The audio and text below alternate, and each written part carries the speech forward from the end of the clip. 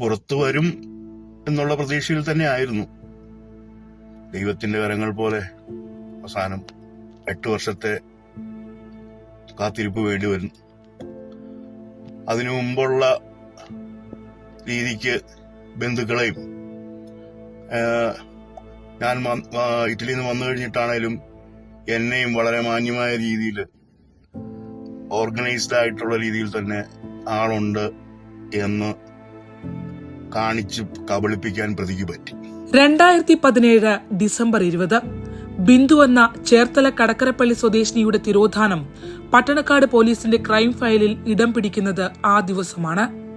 ഒരു സ്ത്രീ നമ്മുടെ സമൂഹത്തിൽ നിന്ന് പൊടുന്നനെ അപ്രത്യക്ഷമാവുകയും ആൾമാറാട്ടവും വ്യാജരേഖകളുമടക്കം ചമച്ച് അവരുടെ കോടികൾ വിലമതിക്കുന്ന സ്വത്തുക്കൾ തട്ടിയെടുക്കുകയും ചെയ്യപ്പെട്ടിട്ടും അവർ ഈ ഭൂമുഖത്തിൽ നിന്ന് തന്നെ തുടച്ചു നീക്കപ്പെട്ടുവെന്ന് അന്വേഷണ സംഘത്തിനു പോലും സ്ഥിരീകരിക്കാൻ നീണ്ട 8 വർഷങ്ങൾക്കിപ്പുറം 2025 ഓഗസ്റ്റ് 20 വരെ വേണ്ടിവന്നു എന്നത് ഞെട്ടിക്കുന്നതാണ്. അകലങ്ങളിലുള്ള സഹോദരൻ, അച്ഛനും അമ്മയും മാസങ്ങളുടെ വ്യത്യാസത്തിൽ മരണപ്പെടുന്നു. അടുത്ത ബന്ധുക്കളെയൊക്കെ പല ഘട്ടങ്ങളിലായി അവ്യക്തമായ ചിത്രങ്ങളും രേഖകളും നൽകി ബിന്ദു ജീവനോടെയുണ്ടെന്ന് തെറ്റിദ്ധരിപ്പിക്കാൻ കഴിഞ്ഞ അതിസമർത്ഥനായ ക്രിമിനൽ.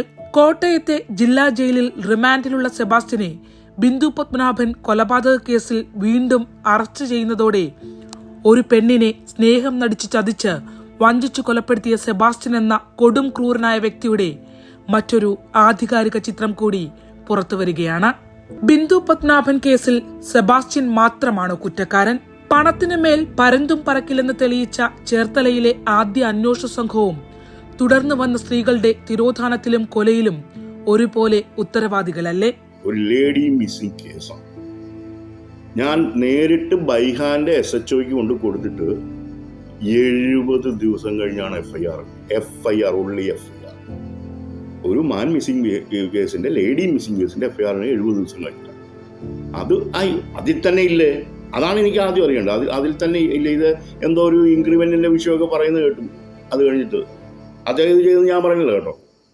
അതൊക്കെ അതിനും വേണ്ടിയുള്ള കാര്യങ്ങളൊക്കെ ഇതിൻ്റെ മേളിൽ നിന്നോ കാര്യങ്ങളൊക്കെ ഉണ്ടായി. ഇപ്പോൾ പേരൊക്കെ പതുക്കെ പുറത്ത് പറയുന്നുണ്ട്, എല്ലാവരും പറയുന്നുണ്ടല്ലോ. അത് കഴിഞ്ഞിട്ട് ഇതിൽ മീഡിയയിലൊക്കെ വന്നു കഴിഞ്ഞ് 6.5 മാസം കഴിഞ്ഞാണ് സെബാസ്റ്റ്യനെ ഈ ഫോർജറി കേസിൽ അറസ്റ്റ് ചെയ്യുന്നത്.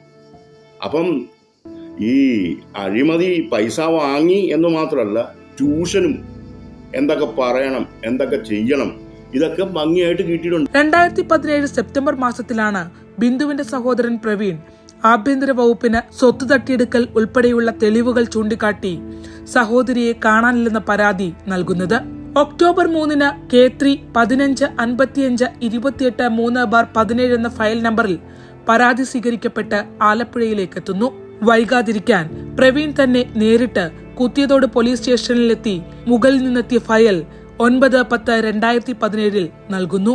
എന്നാൽ അടിയന്തര പ്രാധാന്യമുള്ള ആഭ്യന്തര വകുപ്പിൽ നിന്ന് നേരിട്ടെത്തിയ പരാതിയിന്മേൽ FIR വീഴുന്നത് 70 ദിവസങ്ങൾക്കിപ്പുറം ഡിസംബർ 19 മാത്രം.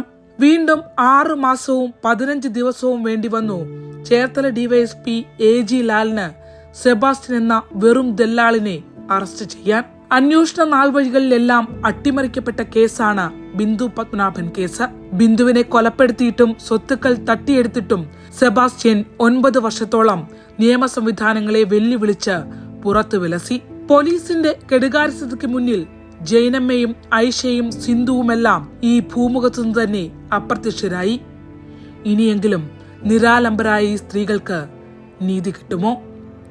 ഇതിന്റെ പുറകിലൊക്കെയുള്ള ബുദ്ധിയും പുറകിലൊക്കെയുള്ള കാര്യങ്ങളുമൊക്കെ നമുക്ക് മനസ്സിലാവുന്ന കാര്യങ്ങളാണ്. എല്ലാം പതുക്കെ പുറത്തു വരട്ടെ. എങ്കിലും ഈ കാലതാമസം വന്നുപോയതിന്റെ ഒരു കുറ്റബോധവും സങ്കടവും എനിക്കില്ലായകയില്ല. ബാക്കി കാര്യങ്ങളിലൊക്കെ അന്വേഷണം വരും, കാര്യങ്ങൾ നമുക്ക് വ്യക്തമാകും എന്ന് നമുക്ക് പ്രതീക്ഷിക്കാം. ശരണ്യ സ്നേഹജൻ, News 18 ആലപ്പുഴ.